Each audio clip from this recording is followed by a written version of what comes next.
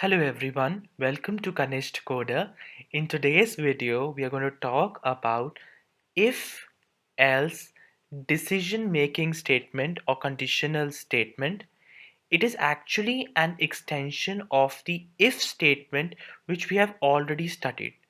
ये स्टेटमेंट जो पहले हम इफ स्टेटमेंट पढ़ चुके हैं उसका एक्सटेंडेड वर्जन ही है जिसको हम इफ एल्स बोलते हैं। और ये बात मैंने आपको पिछली वीडियो में भी क्लियर कर दी थी कि इफ और इफ एल्स दोनों में डिफरेंस होता है। तो इसको समझने की कोशिश करते हैं।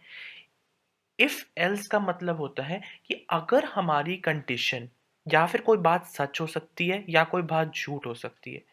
तो इफ कंडीशन में क्या होता था कि सिर्फ अगर वो बात सच होती थी तो हम कोई काम करते थे।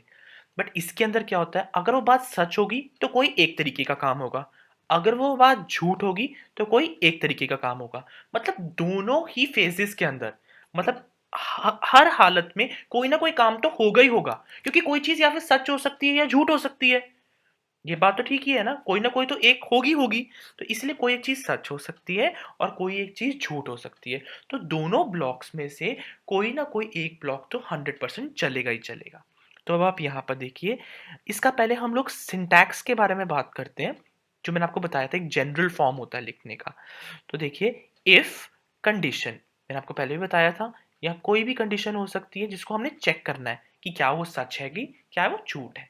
तो इफ कंडीशन, अगर वो कंडीशन सच है तो जो स्टेटमेंट्स हमने इसके अंदर लिखी थी ना, इसके बीच वाली, इधर बीच में, बिल्कुल बीच में जो हमने स्टेटमेंट्स लिखी हैं जो भी यहाँ पे, वो सारी स्टेटमेंट हमारी एग्जीक्यूट हो जाएंगी।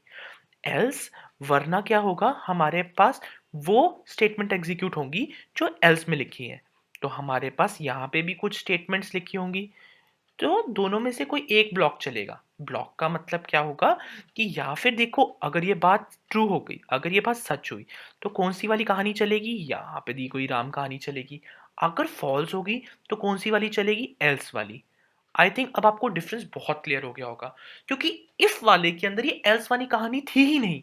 सिर्फ सिर्फ और सिर्फ इफ वाली कहानी थी, सच वाली। बट इसके अंदर सच और झूठ दोनों पे कोई ना कोई एक्शन लिया जा रहा है। अब एक हम डायग्राम बनाते हैं, सेम जैसे हमने पहले बनाया था। उस डायग्राम को हम क्या कहते हैं, फ्लो चार्ट। क्या कहते हैं हम, फ्लो चार्ट। तो अब हम फ्लो चार्ट बनाएंगे और यहाँ पे सीखेंगे। तो हमारे पास क्या होगी, हमारे पास कुछ यहाँ पे कंडीशन होगी। तो हमने कंडीशन वर्ड यहाँ पे लिख दिया। मैंने आपको पहले भी बताया है बेटा, जब भी कंडीशन हो तो एक डायमंड सा बना लेना, क्योंकि देखो डायमंड के मुंह है। तो यहाँ पे हम लोग ट्रू वाली बात कह देंगे, यहाँ पे फॉल्स वाली। ट्रू वाली होगी तो देखो पाइप यहाँ से खुल गई, पाइप यहाँ से खुल गई तो कौन सा वाला ब्लॉक एग्जीक्यूट होगा, इफ वाला ना। तो यहाँ पे इफ वाला ब्लॉक एग्जीक्यूट होगा। अगर अगर अगर हमारे पास झूठ वाली बात है, कौन सा वाला ब्लॉक एग्जीक्यूट होगा, एल्स वाला ब्लॉक हमारे पास एग्जीक्यूट होगा। और इसके बाद मैंने आपको पहले बताया था, इससे पहले या बाद में कोई भी स्टेटमेंट लिखी हुई है तो उसका कोई प्रॉब्लम नहीं है, तो वो तो चलेगी चलेगी। तो हर हालत में इसके बाद तो वो चलनी है ना स्टेटमेंट। तो अदर स्टेटमेंट्स करके भी आप लिख सकते हो, अदर स्टेटमेंट्स जो भी आपके पास हैं वो वाली चलेगी। तो आई होप आपको अब इतना क्लियर हो गया होगा। पेपर के अंदर आप इफ एल्स की डेफिनेशन भी लिख के आइएगा, सिंटैक्स भी लिख के आइएगा, फ्लो चार्ट भी बनाइएगा। आगे चलते हैं, अभी आपको एग्जाम्पल कराते हैं और बहुत ही मज़ेदार एग्जाम्पल है। और ऐसा एग्जाम्पल आप अगर पेपर में बना के आएंगे, टीचर इम्प्रेस हो जाएगी। ऑड इवन, यस, मैं आपको ये सिखा रहा हूँ कि कैसे हम ऑड इवन कैलकुलेट कर सकते हैं। मतलब हम कोई नंबर देंगे कंप्यूटर को और कंप्यूटर हमें ये बताएगा कि वो नंबर क्या ऑड नंबर है या इवन नंबर है। So are you excited for it? क्योंकि अगर आप कोई प्रोग्राम बना रहे हैं तो कोई लेवल का प्रोग्राम बनाइए जिससे कोई चीज़ नॉलेज यील्ड हो रही है, तो उससे एग्जामिनर को लगता है कि बच्चे को कॉन्सेप्ट भी पता और उसने कितनी अच्छी प्रैक्टिकल इम्प्लीमेंटेशन की है। बेटा क्योंकि end of the day knowledge तो सभी लोग के पास होती है, बट उस नॉलेज को जो अप्लाई कर लेता है, he is always the winner, वही आगे जीतता है। तो उसी तरीके से अब हम यहाँ देखते हैं कि मैंने क्या किया है। इतना आपको पहले से ही पता है इन चीज़ों के लिए। पहले मैं आपको एक चीज़ डिवीजन के बारे में बता देता हूँ। जैसे हमारे पास ये नंबर है 8, इसको अगर हम 2 से डिवाइड करें, 2 4 जा 8 होता है ना। तो अगर हमारे पास रिमाइंडर 0 मिल जाता है, अगर हमारे पास यहाँ पे जो रिमाइंडर है ये हमारे पास 0 आता है, तो ये याद रख लेना, जैसे ही 0 आए तो वो नंबर क्या होता है, इवन होता है। अब मैं यही सेम कार्ड आपको 9 के साथ करके दिखाता हूँ। 2 4 जा 8 हुआ, पर मेरे पास बचा क्या 1। अब 1 बचा, तो अब जो 9 है वो हमें पता है ऑड है। कैसे? कि जहाँ पे भी 1 आता है तो बेसिकली वो चीज़ें क्या होते हैं? ऑड। तो आपको बस कुछ नहीं करना, जो भी नंबर है उसको डिवाइड करना है। किससे डिवाइड करोगे आप? 2 से डिवाइड करोगे। फिर देखोगे आपके एंड में क्या 0 आ रहा है या फिर 1 आ रहा है। 0 आ रहा है तो आप लोग क्या कर लोगे? सीधे लिख दोगे इवन। 0 आ रहा है तो आप डायरेक्ट लिख देना बेटा इवन है। और जहाँ पे 1 आ रहा है वहाँ पे आप क्या लिख दोगे कि वो ऑड है। यही काम यहाँ पे हो रहा है। यहाँ पे देखो, इफ द नंबर इज, मैंने नंबर 20 ले लिया, मैंने सोच के एक नंबर 20 ले लिया। अब इफ वो जो नंबर है ऊपर वाला नंबर, वो जो हमने नंबर लिया, ठीक है ना, उस नंबर को मैं जैसे ये मॉड वाला सिंबल बना है, ये वाला मॉड वाला जो ये सिंबल होता है ना, ये वाला, तो हमारे को ये सिंबल क्या देता है? ये इधर वाला, ये हमारे को रिमाइंडर बताता है, ये वाला, ये चीज बताता है हमारे को, इसीलिए ये वाला परसेंटेज वाला सिंबल यूज किया है। अच्छा, अब एक और बेटा जो बहुत बहुत लोग गलती करते हैं, मैं कहता हूँ most of the people mistakes ही यही करते हैं, उन्हें यही नहीं पता होता कि एक इक्वल टू में और एक डबल इक्वल टू में क्या डिफरेंस है। पेपर्स में पूछा गया है, कॉम्पिटिटिव एग्जाम्स में बहुत बारी पजल्स के तौर पे बीच में आ जाता है। बेटा आप ये देखो, जब आप इक्वल टू कर रहे हो तो आप किसी चीज को असाइन करते हो। जैसे अगर आप बोलते हो ए इज इक्वल टू 2, तो आप ए के अंदर वैल्यू डाल रहे हो 2। बात समझ रहे हो? असाइन कर रहे हो।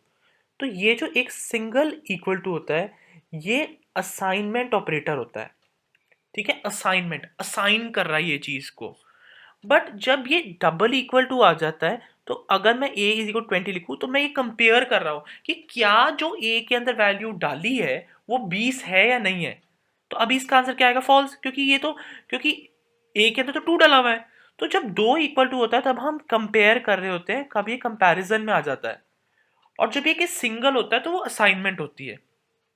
तो बस आपको इतना समझ में आ गया, वो वही कर रहा है। उसने इतना सही काम किया है इसके अंदर कि उसने नंबर को मॉड करके चेक किया है करके कि क्या वो इक्वल टू 0 है। हाँ, अगर वो इक्वल टू 0 आ रहा है तो मैंने आपको बताया था, जब वो चीज़ 0 के इक्वल होती है तो क्या होती है? इवन। तो उसने इस ब्लॉक के अंदर क्या लिख दिया? इवन लिख दिया बेटा। वरना सिंपली अगर ये बात, अगर इतनी वाली बात, ये वाली बात अगर हम लोग ना चलाएं, तो मतलब अगर 0 नहीं है तो ऑब्वियसली 0 नहीं है, तो कुछ और क्या होगा? 1 ही हो सकता है। क्योंकि अगर बेटा, अगर आप इफ यू डिवाइड एनीथिंग, किसी भी चीज को अगर आप 2 से डिवाइड करते हो तो आपके पास लास्ट में 0 या फिर 1 ही आ सकता है, और कुछ नहीं आ सकता। ये बात का ध्यान रखना। अगर आप 2 की बात करते हो तो 0 और 1 आ सकता है। अगर आप 3 से डिवाइड करते हो तो 0, 1 और 2, यही 3 स्टेट्स आ सकती हैं आपके पास। तो आप ये ध्यान रखना जाके जाके। तो बस हमारे पास 2 के बारे में बात हो रही है ना, हम लोग सिर्फ और सिर्फ 2 के बारे में बात कर रहे हैं। तो एल्स पोर्शन में होगा, जब हमारे पास दो ही चीजें होती हैं, तो इफ एल्स, तो 0 वाला के लिए कौन सा चलेगा? इवन वाला। और 1 वाले के लिए कौन सा चलेगा? ऑड वाला। तो बस दोनों में से कोई एक ही तो होना था। तो बेटा अगर मैं 20 डालूं तो डिवाइड करेंगे हम, तो 0 बन जाता है लास्ट के अंदर। तो वो नंबर क्या हो जाता है हमारे पास? इवन हो जाता है। अगर मैं इसी को चेंज करके अब 19 बना लेता हूँ, ये देखिए आपके सामने मैं इसको 19 बना लिया। अब जब उसको हम 2 से डिवाइड कर रहे हैं तो देखिए हमारे पास रिजल्ट क्या आ रहा है? ऑड आ रहा है। क्योंकि आप उसको जब आप कर रहे हैं, उसका रिमाइंडर निकाल रहे हैं, तो आपको ये बात पता चलेगी बेटा कि वहां पे तो 1 आ गया, और जब 1 आ जाता है तो वो ऑड हो जाता है। I hope I made it myself very clear to you. बहुत इंटरेस्टिंग प्रोग्राम है, ऑड इवन का प्रोग्राम बहुत बारी पूछा जाता है। अच्छे से समझ के जाओ, लॉजिक आपके दिमाग में होना चाहिए। And don't forget to just write your answer. Answer जरूर लिख कर आना बेटा पेपर में।